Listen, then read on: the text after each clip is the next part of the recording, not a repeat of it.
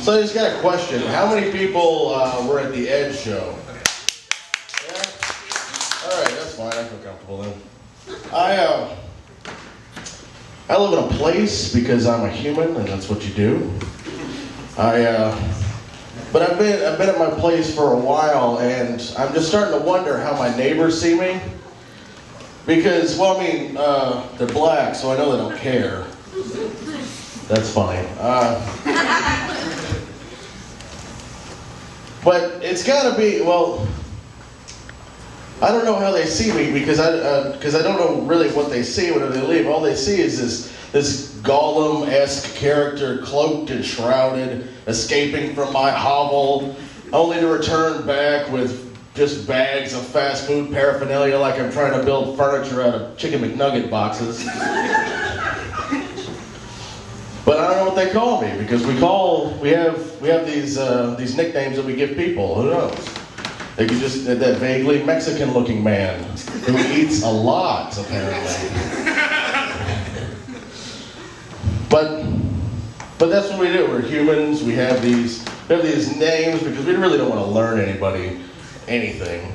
So I mean, you could be the captain of the football team or the student council president, but if you shit your pants in Miss Mulligan's 8th grade algebra class, you are Jake Shitpants for the rest of your very short life. And I know you didn't make the football team or student government. Why? Because you killed yourself when you were 15 because everybody in your life calls you Jake Shitpants.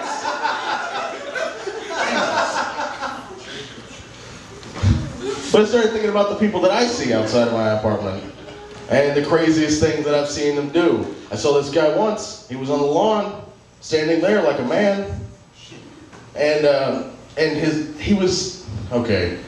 he was standing like just a hand down and one on his face. He was crying. He was sobbing to the gods, just face half covered like he forgot how to cry.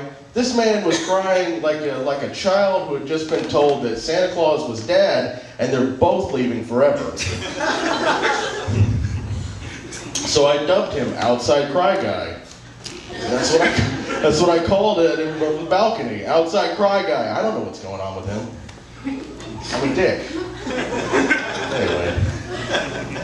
But I guess the best place, or the easiest place that this sort of thing occurs is at work. I work in retail, and customers are easy targets. You don't really have much to get to understand about a person in a 30-second interaction of a mother of 5 trying to price check different brands of pregnancy tests, or the very obese man trying to decide whether or not he wants ranch with bacon or ranch with cheese.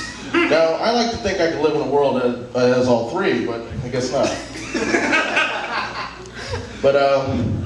But then there are the ones that you know from the get. From the moment you see them, you know what their fucking deal is. You ever see somebody you just see like that? Because I saw this guy, he was just aimlessly wandering around the Walmart electronics section, holding a loaf of bread and a tub of Vaseline. I see him, I saw the look on his face, and I knew exactly what was going on. This man had his life destroyed by a woman, because that's how it happens. And I dubbed him Recently Divorced Guy.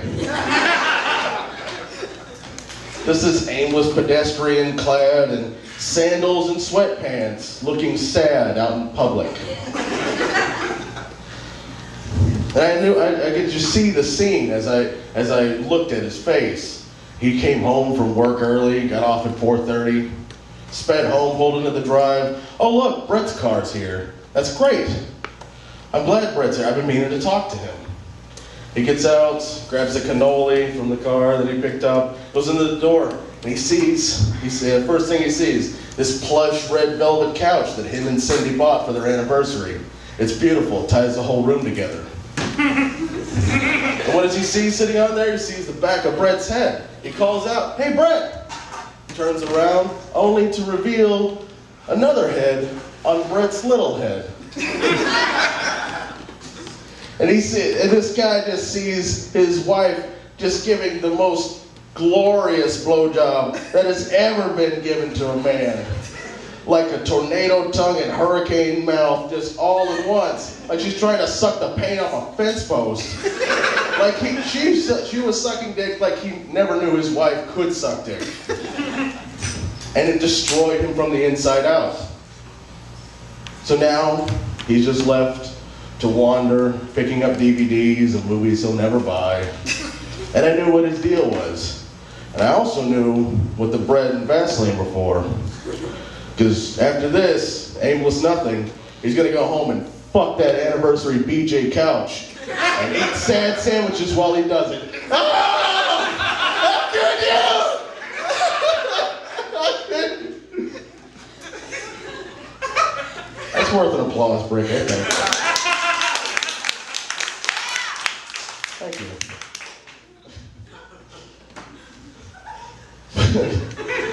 But customers are one thing. Thank you. Oh. Customers are one thing, and employees, coworkers are another. Because you get to see those guys every day. And I saw, but again, you know, it's easy for me. I'm up here, I'm an asshole, I have a microphone, so I can just rip on these people. But I don't know, who the fuck am I? They could be nice people, like Marge the cat lady, who just compulsively posts pictures of her cats in torturous outfits on Instagram and Facebook. But who am I? You know? Who are you? I'm the guy with the microphone. Anyway. She could be a good person. She could have, how do I know that she doesn't have the best orgasm of her life dressing her cats up like cowboys and making them ride each other? I don't know that. How do I know what kind of dopamine heroin pump is turned on in the back of her head every time she makes them reenact Annie? I don't know. But then there are the other people you work with. You know what I'm talking about. The examples of how not to be a person. You're 50 and working at the wireless section of Walmart. Come on. Get your shit together. I like to call them walking human catastrophes. I have a feeling that they're all named Dustin. You know? Like, Dustin isn't actually a name that's given. It's more of a title that's granted in a horrible way. Is there any Dustins in the crowd? Thank God, man. This is like the third time. There's one? This is going to make you feel bad. Because I have empirical evidence saying that every Dustin I've ever met has been a human piece of shit. Please prove me wrong. I want to have hope in my life. Fucking Dustin. Fucking Dustin. I just think they're like a subhuman species that just gets frowned on. Like, I feel like every Dustin that's born just pops out of his mom. The doctor catches him. Oh, he frowns. He hands it to the mom. I'm sorry, it's a Dustin. There's no way we could find an extra chromosome, but that Dustin gene's a bitch. That's really funny. I singled out one person's name. Are you kidding me? That's absurd. Anyway. I hate work. Anybody else? Woo! Yeah? I hate work. Sometimes I have delusions of running into the forest and just living like a hippie.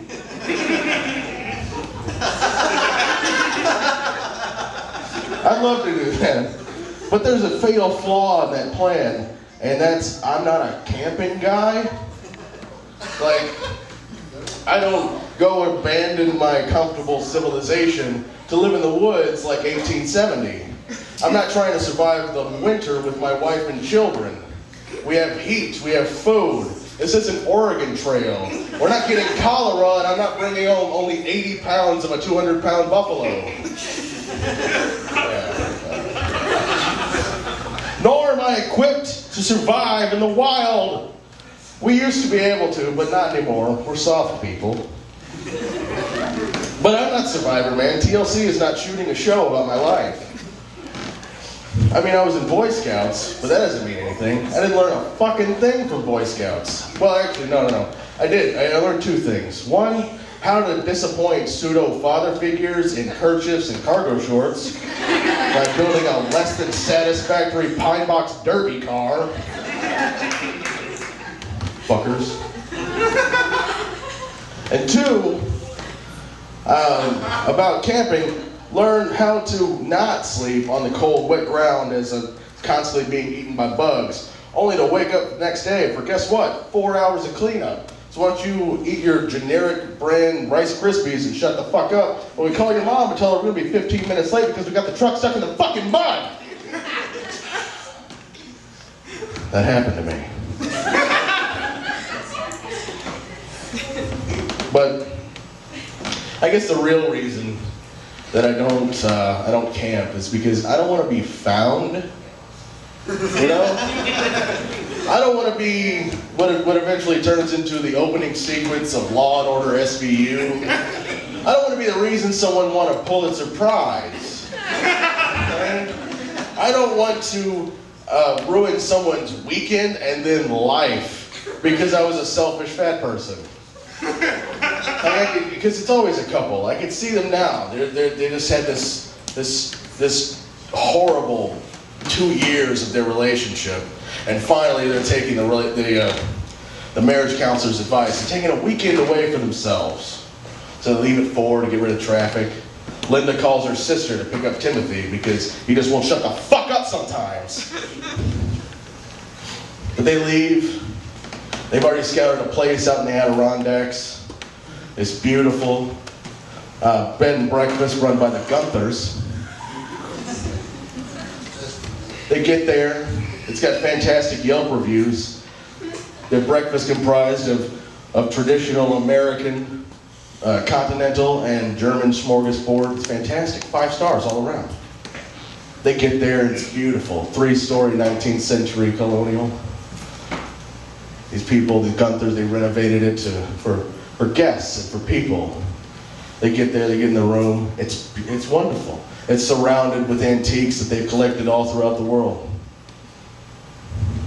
They have their own bathroom, so there's no midnight mix-up.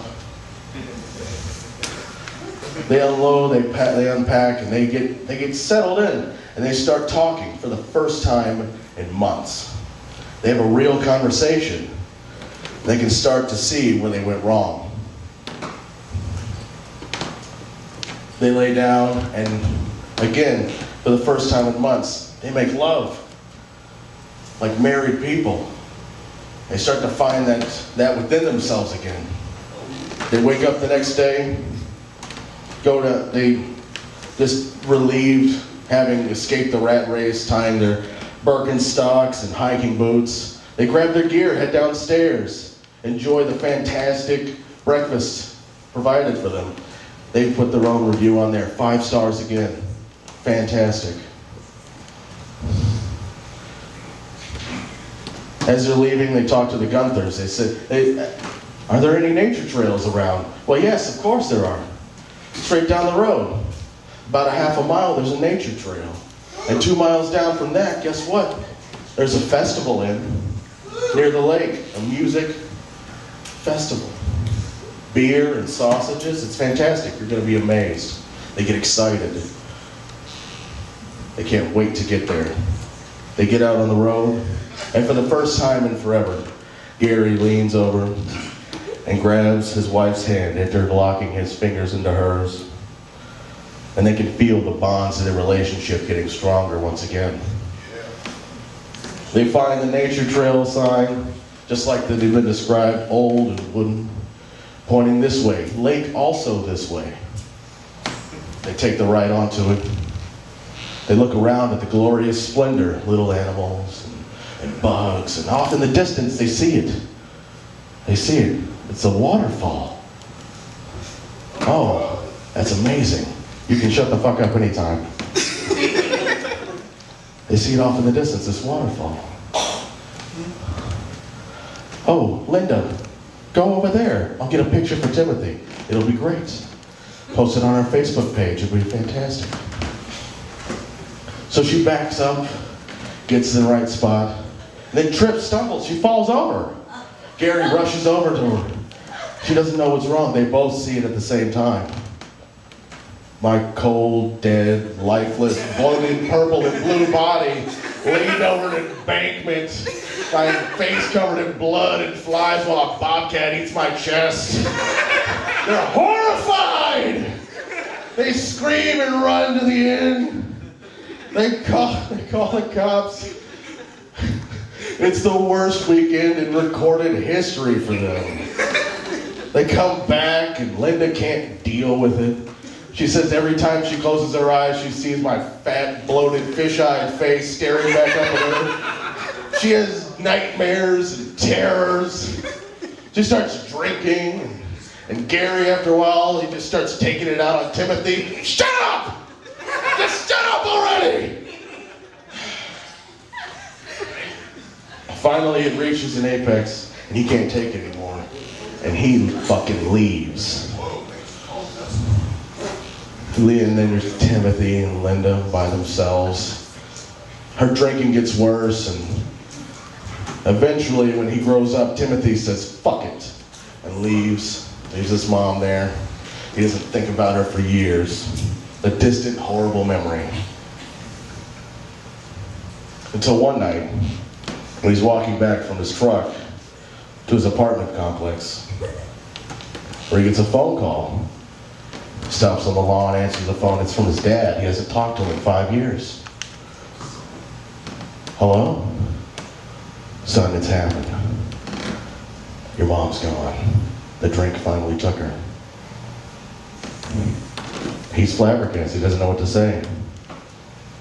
He drops the phone on the ground and half covers his face and starts weeping to the sky. Crying like the only man who ever lived ever. Except for some vaguely Mexican asshole who calls him outside cry guy. Thank you.